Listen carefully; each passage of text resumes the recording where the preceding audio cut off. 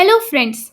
My name is Pinky Kumari, and I welcome you all on my YouTube channel Genesis Political Science. आज हम बात करेंगे chapter 5 के बारे में, जिसका टाइटल है challenges to and restoration of the Congress system. यह वीडियो इस चैप्टर का पार्ट 3 है। आपसे मेरा यह रिक्वेस्ट है कि इस वीडियो को देखने से पहले आप इसका पार्ट 1 और पार्ट 2 ज़रूर देखें। और हम फॉलो कर रहे हैं आपकी NCERT text book, that is politics in India since independence. चलिए हम इस चैप्टर को एक सिंपल और इजी तरीके से समझने की कोशिश करते हैं, डायरेक्ट आपके एनसीईआरटी टेक्स्ट बुक के पेजेस को रीड करके। आपसे मेरा ये रिक्वेस्ट है कि इस वीडियो को जब भी देखें आप अपने एनसीईआरटी टेक्स्ट बुक के साथ बैठें। सबसे पहले हम बात करेंगे पेज नंबर 77 के बारे में, नॉन कांग्रेसिज्म मतलब कि गैर कांग्रेसवाद के बारे में। This situation could not have remained isolated from party politics in the country। मतलब कि यह स्थिति देश की पार्टी राजनीति से अलग नहीं रह सकती थी। Opposition parties were in the forefront of organizing public protest and pressurizing the। अब हम बात करेंगे पेज नंबर 78 के बारे में। प्रेशराइजिंग द गवर्नमेंट मतलब कि विपक्षी पार्टियां सार्वजनिक विरोध मतलब कि हम कह सकते हैं पब्लिक प्रोटेस्ट, प्रदर्शनों के आयोजन और सरकार पर दबाव डालने में सबसे आगे थीं। Parties opposed to the Congress realized that the division of their votes kept the Congress in power।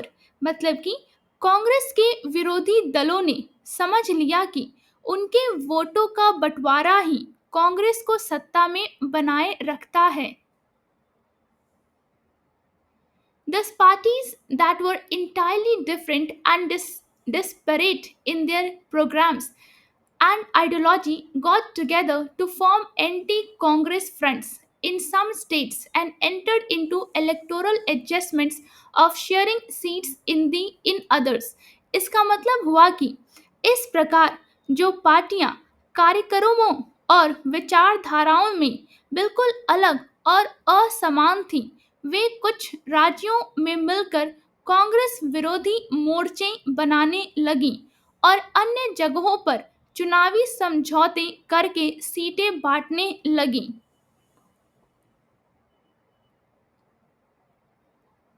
They felt that the inexperience of Indira Gandhi and the internal factionalism within the Congress provided them an opportunity to topple the Congress। इसका मतलब हुआ कि उनका मानना था कि इंदिरा गांधी जी की अनुभवहीनता और कांग्रेस के भीतर की गुटबाजी उन्हें कांग्रेस को सत्ता से हटाने का अवसर देती है।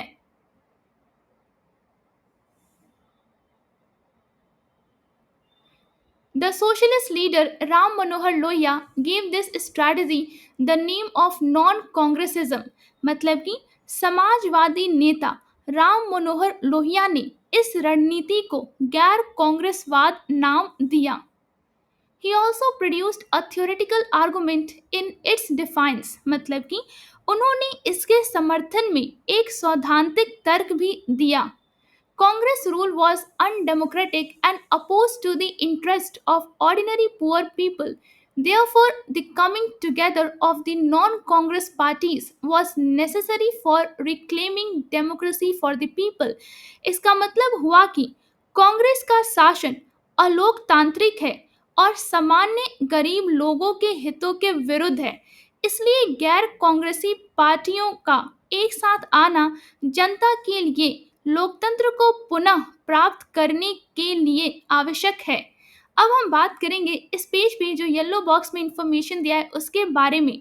सबसे पहले हम बात करेंगे सी नटराजन अन्नादुराई, जिनका टाइम पीरियड है 1909 से लेके 1969 तक, chief minister of Madras that is Tamil Nadu from 1967। मतलब कि 1967 से मद्रास अर्थात तमिलनाडु के मुख्यमंत्री। A journalist popular writer and a orator, मतलब कि पत्रकार, लोकप्रिय लेखक और वक्ता। Initially associated with the justice party in Madras province, मतलब कि शुरुआत में मद्रास प्रांत की जस्टिस पार्टी से जुड़े रहे।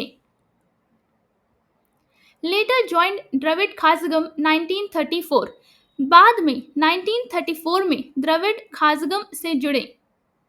Formed DMK as a political party in 1949, 1949 में DMK को एक राजनीतिक पार्टी के रूप में स्थापित किया। A proponent of Dravid culture, he was opposed to imposition of Hindi and led the anti-Hindi agitation। मतलब कि हम यह कह सकते हैं द्रविड़ संस्कृति के समर्थक, वे हिंदी थोपे जाने के विरोधी थे और उन्होंने हिंदी विरोधी आंदोलनों का नेतृत्व किया। Supporter of greater autonomy to states, मतलब कि राज्यों को अधिक स्वायत्तता देने के समर्थक थे। अब हम बात करेंगे दूसरे येलो बॉक्स के बारे में, जो है राम मनोहर लोहिया, जिनका टाइम पीरियड है 1910 से लेकर 1967 तक। सोशलिस्ट लीडर एंड थिंकर, मतलब कि समाजवादी नेता और विचारक। Freedom fighter and among the founders of the Congress socialist party, मतलब कि स्वतंत्रता सेनानी और कांग्रेस सोशलिस्ट पार्टी के संस्थापकों में से एक। After the split in the parent party, the leader of the socialist party and later the संयुक्त सोशलिस्ट पार्टी, हम यह कह सकते हैं कि मुख्य पार्टी में विभाजन के बाद समाजवादी पार्टी और बाद में संयुक्त समाजवादी पार्टी के नेता बने। मेंबर लोकसभा 1963 टू 1967, 1963 से 1967 तक लोकसभा सदस्य। Founder editor of Mankind and Jan, known for original contribution to a non European socialist theory, हम यह कह सकते हैं कि सोशलिस्ट थ्योरी मतलब कि मैनकाइंड और जन के संस्थापक संपादक गैर यूरोपीय समाजवादी सिद्धांत में मौलिक योगदान के लिए प्रसिद्ध हैं।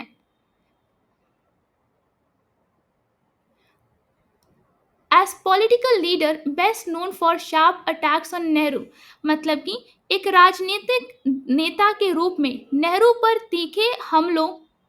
स्ट्रैटेजी ऑफ नॉन कांग्रेसिज्म, गैर कांग्रेसवाद की रणनीति।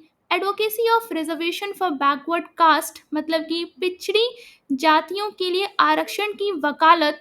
एंड अपोजिशन टू इंग्लिश, और अंग्रेजी के विरोध के लिए सबसे अधिक प्रसिद्ध हैं। अब हम बात करेंगे पेज नंबर 79 के अब हम बात करेंगे पेज नंबर 78 पे दिए गए दूसरे हेडिंग के बारे में, जो है इलेक्टोरल वर्डिक्ट के बारे में, मतलब कि चुनावी जनादेश के बारे में। It was this it was in this context of heightened popular discontent and the polarization of political forces that the fourth general elections to the Lok Sabha and state assemblies were held in February 1967। मतलब कि जनता के बढ़ते असंतोष और राजनीतिक शक्तियों के ध्रुवीकरण की इसी पृष्ठभूमि में फरवरी 1967 में लोकसभा और राज्य विधानसभाओं के लिए चौथे आम चुनाव कराए गए।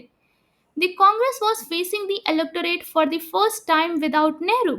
कांग्रेस पहली बार नेहरू के बिना मतदाताओं का सामना कर रही थी। The results jolted the Congress at both the national and state levels, मतलब कि परिणामों ने राष्ट्रीय और राज्य स्तर दोनों पर कांग्रेस को हिला दिया।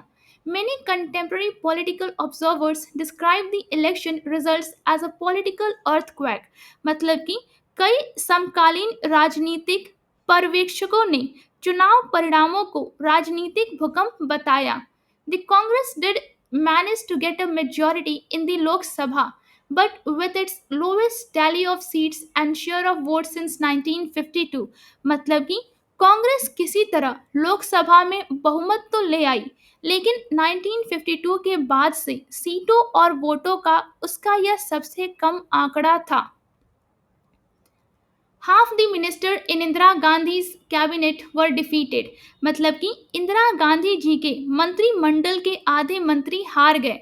The political stalwarts who lost in their constituencies included Kamraj in Tamil Nadu, S.K. Patil in Maharashtra, Atulya Ghosh in West Bengal and K.V. Sahai in Bihar। मतलब कि अपने निर्वाचन क्षेत्रों में हारने वाले राजनीतिक दिग्गजों में तमिलनाडु से कामराज, महाराष्ट्र से एस के पाटिल, पश्चिम बंगाल से अतुल्य घोष और बिहार से के बी सहाय शामिल थे। अब हम बात करेंगे पेज नंबर 79 के बारे में। इस पेज पे एक मैप दिया गया है और यहाँ पे लिखा गया है असेंबली इलेक्शन रिजल्ट्स 1967। हम यह कह सकते हैं कि विधानसभा चुनाव के परिणाम जो कि 1967 ईयर के हैं। यहाँ पे जो येलो कलर से जो स्टेट्स मार्क्ड हैं वहाँ पे लिखा है Congress got majority in 1967 assembly poll, मतलब कि 1967 के विधानसभा चुनाव में कांग्रेस को बहुमत मिला इन स्टेट्स में, इन राज्यों में। और यहाँ पे जो रेड कलर से स्टेट्स मार्क्ड है वहाँ पे लिखा है Congress did not get a majority 1967 assembly polls, मतलब कि 1967 के विधानसभा चुनाव में कांग्रेस को बहुमत नहीं मिला इन राज्यों में। Rajasthan Congress did not gate majority but formed government with the help from others. हम यह कह सकते हैं कि कांग्रेस को बहुमत नहीं मिला लेकिन दूसरों की मदद से उसने सरकार बनाई राजस्थान में। अब हम बात करेंगे पेज नंबर 80 के बारे में। The democratic nature of the political change would be more apparent to you at the state level। हम यह कह सकते हैं कि राजनीतिक परिवर्तन का नाटकीय स्वरूप आपको राज्य स्तर पर और अधिक स्पष्ट दिखाई देगा। The Congress lost majority in as many as 7 states। Congress 7 राज्यों में बहुमत खो बैठी। In 2 other states, defections prevented it from forming a government। 2 अन्य राज्यों में दल बदल मतलब कि डिफेक्शंस ने उसे सरकार बनाने से रोक दिया। These 9 states where the Congress lost powers were spread across the country: Punjab, Haryana, Uttar Pradesh, Madhya Pradesh, Bihar, West Bengal, Orissa, Madras and Kerala. मतलब कि ये 9 राज्य जहां कांग्रेस ने सत्ता खो दी पूरे देश में फैले हुए थे: पंजाब, हरियाणा, उत्तर प्रदेश, मध्य प्रदेश, बिहार, पश्चिम बंगाल, उड़ीसा, मद्रास और Kerala. In Madras state, now called Tamil Nadu, a regional party, the Dravid Munnetra Kazhagam, that is DMK, came to power by securing a clear majority। मतलब कि हम यह कह सकते हैं कि मद्रास राज्य, जिसे हम अब तमिलनाडु कहते हैं या अब तमिलनाडु कहा जाता है, में एक क्षेत्रीय पार्टी द्रविड़ मुनेट्रा खाजगम डीएमके ने स्पष्ट बहुमत पाकर सत्ता हासिल की। The DMK won power after having led a massive anti-Hindi agitation by students against the center on the issue of imposition of Hindi as the official language। मतलब कि DMK ने हिंदी को राजभाषा के रूप में थोपने के मुद्दे पर केंद्र सरकार के विरुद्ध छात्रों द्वारा चलाए गए व्यापक हिंदी विरोधी आंदोलन का नेतृत्व करने के बाद सत्ता हासिल की। This was the first time any non-Congress party had secured a majority of its own in any state। मतलब कि यह पहली बार था जब किसी गैर कांग्रेसी पार्टी ने किसी राज्य में अपने बल पर बहुमत हासिल किया। In the other 8 states, coalition governments consisting of different non-Congress parties were formed। मतलब कि अन्य 8 राज्यों में विभिन्न गैर कांग्रेसी पार्टियों की गठबंधन सरकारें बनी। A popular saying was that one could take a train from Delhi to Howrah and not pass through a single Congress ruled state। मतलब कि उस समय एक लोकप्रिय कहावत थी कि कोई व्यक्ति दिल्ली से हावड़ा तक ट्रेन से सफर कर सकता है और बीच में किसी भी कांग्रेस शासित राज्य से नहीं गुजरेगा। It was a strange feeling for those who were used to seeing the Congress in power। यह उन लोगों के लिए अजीब अनुभव था जो कांग्रेस को सत्ता में देखने के आदी थे। So was the domination of the Congress over? तो क्या कांग्रेस का प्रभुत्व समाप्त हो गया था? अब हम बात करेंगे नेक्स्ट हेडिंग के बारे में, जो है कोएलिशंस, मतलब कि गठबंधन के बारे में। The elections of the 1967 brought into picture the phenomena of coalitions, मतलब कि 1967 के चुनाव ने गठबंधनों की परिघटना को सामने लाया। Since no single party had got majority, various non-Congress parties came together to form joint legislative parties called संयुक्त विधायक दल in Hindi that supported non-Congress governments, मतलब कि चूंकि किसी भी एक पार्टी को बहुमत नहीं मिला, विभिन्न गैर कांग्रेसी पार्टियां मिलकर संयुक्त विधायक दल बनाने लगी जो गैर कांग्रेसी सरकारों का समर्थन करती थी। That is why this government came to be described as SVD governments। इन मतलब कि हम कह सकते हैं कि इसी कारण इन सरकारों को SVD अर्थात संयुक्त विधायक दल सरकारें कहा जाने लगा। In most of these cases, the coalition partners were ideologically incongruent, मतलब कि इनमें से अधिकांश मामलों में गठबंधन के सहयोगी विचारधारा के स्तर पर असंगत थे। The SPD government in Bihar, for instance, included the two socialist parties, that is SSP and PSP, along with the CPI on the left and Jansangh on the right। मतलब कि उदाहरण के लिए बिहार में एसवीडी सरकार में दो समाजवादी पार्टियां एसएसपी और पीएसपी के साथ बाएं पंथ की सीपीआई और दाएं पंथ की जनसंघ भी शामिल थे।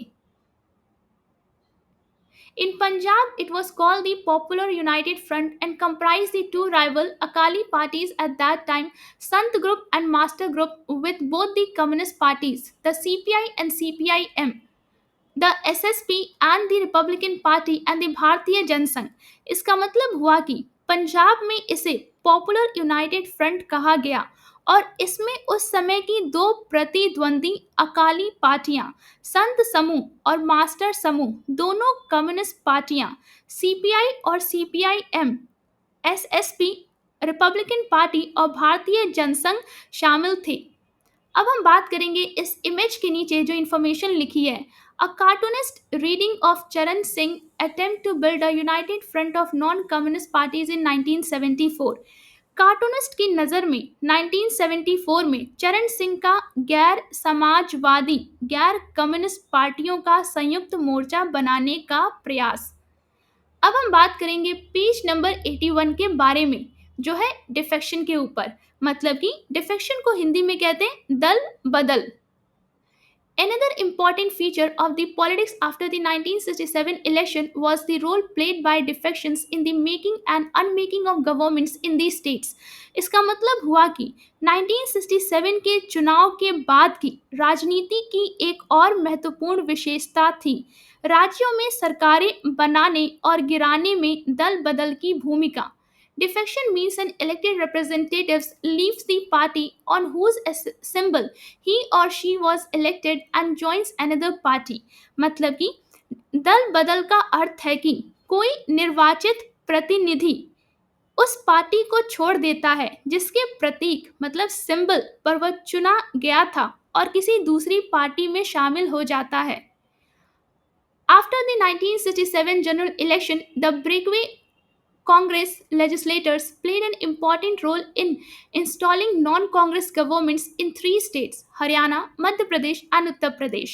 1967 के आम चुनाव के बाद अलग हुए कांग्रेसी विधायकों ने तीन राज्यों हरियाणा, मध्य प्रदेश और उत्तर प्रदेश में गैर कांग्रेस सरकारें बनाने में महत्वपूर्ण भूमिका निभाई। The constant realignments and shifting political loyalties in this period gave rise to the expression आया राम गया राम। मतलब कि इस अवधि में लगातार राजनीतिक पुनर्संरेखण और निष्ठाओं में बदलने से आया राम गया राम जैसी कहावत प्रचलित हो गई। अब हम बात करेंगे इस पेज पे जो येलो बॉक्स में इंफॉर्मेशन दिया है उसके बारे में। द स्टोरी ऑफ आया राम गया राम, मतलब कि आया राम और गया राम की कहानी।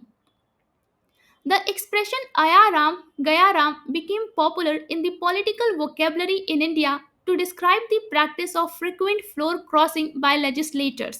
मतलब कि आया राम गया राम शब्दावली भारत की राजनीतिक भाषा में विधायकों द्वारा बार बार दल बदल करने की प्रथा को दर्शाने के लिए लोकप्रिय हुई। Literally translated, the terms meant Ram came and Ram went. शाब्दिक अर्थ में इसका मतलब था राम आया और राम गया। The expression originated in an amazing feat of floor crossing achieved by Gaya Lal, an MLA in Haryana in 1967. यह अभिव्यक्ति 1967 में हरियाणा के विधायक गया लाल द्वारा किए गए आश्चर्यजनक दल बदल से उत्पन्न हुई। He changed his party thrice in a fortnight from Congress to United Front, back to Congress, and then within 9 hours to the United Front again.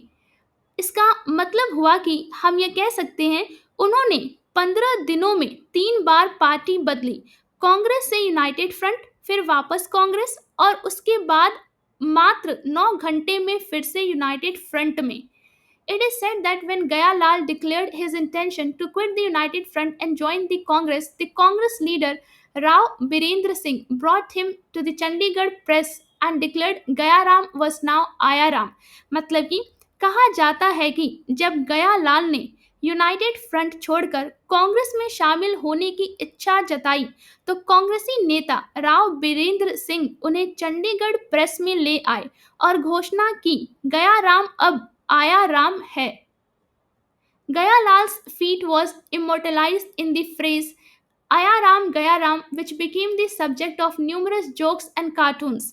मतलब कि गया लाल की इस करतूत को आया राम गया राम वाक्यांश में अमर कर दिया गया, जो अनेक चुटकुलों और कार्टूनों का विषय बन गया।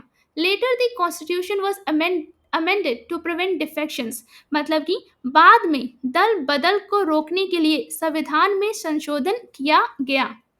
उम्मीद करती हूँ जो पेजेस आज हमने डिस्कस किया वो आपको एक सिंपल और इजी तरीके से समझ में आया होगा।